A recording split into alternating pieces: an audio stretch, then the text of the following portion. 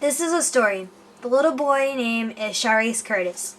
Sharice Curtis was born on January the 10th, 2012 to Maurice Curtis and Shaniqua Smith. After Sharice Curtis was born, there was problems between his parents. His mother became very abusive, both physically and verbally, to the point it ended their relationship. Later, Shaniqua was arrested for assault with a deadly weapon, and Sharice was placed into a foster home. As it turned out, the foster home happened to be Shaniqua's mother's longtime friend and grandmother to her first son.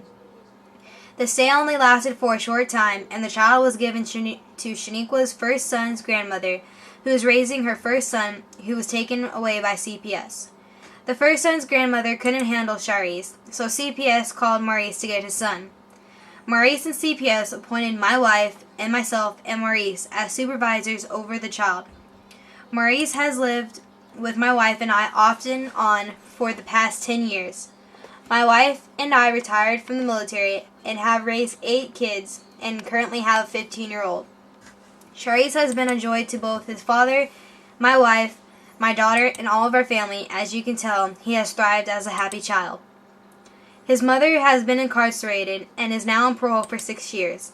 She was released in December and had no contact with their child for 2 months after her release.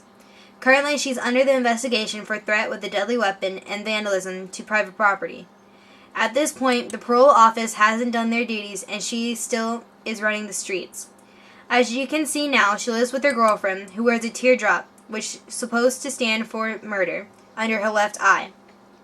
Shaniqua, at the end of February, got what I would call an attorney, not preferable, and went to the judge stating that Maurice was threatening her and received a restraining order for the removal of the child from his father. CPS knew that the child was in a good home and that there was no history of violence, and the social worker which had placed Sharice had closed the case. Shaniqua got a new caseworker, which did not check any of the facts with the last caseworker. CPS supported Shaniqua out of ignorance, and even after she had gotten the child, of which she was supposed to return to CPS, CPS did nothing. The original caseworker questioned the new caseworker why she allowed the mother to take the child with her past history, and the fact that she never met any of her current requirements to get the child back. The new caseworker stated all that because she didn't know her until I just talked to her and got her story. The night the child was taken away from us, Wilson County Sheriff's Department came out with this document from the court signed by a judge forcing us to release the child to the mother with a very violent history. One of the sad parts of this story is the night that she got her child back, she posted on Facebook pictures of her at the adult store, which makes me wonder, why is she using her son against his father?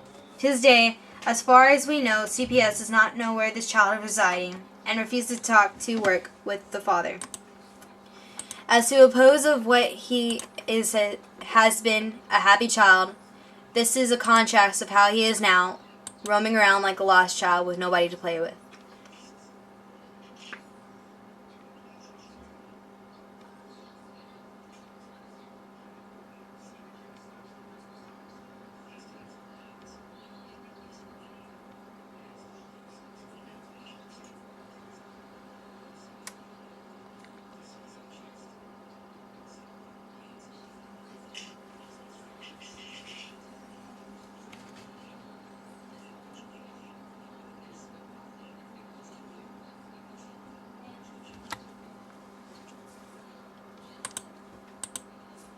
So I guess the question is, why isn't CPS putting the welfare of the child first? Why isn't the parole office looking out for the public versus her crimes? And finally, why doesn't the local news channels report this type of conduct after being notified?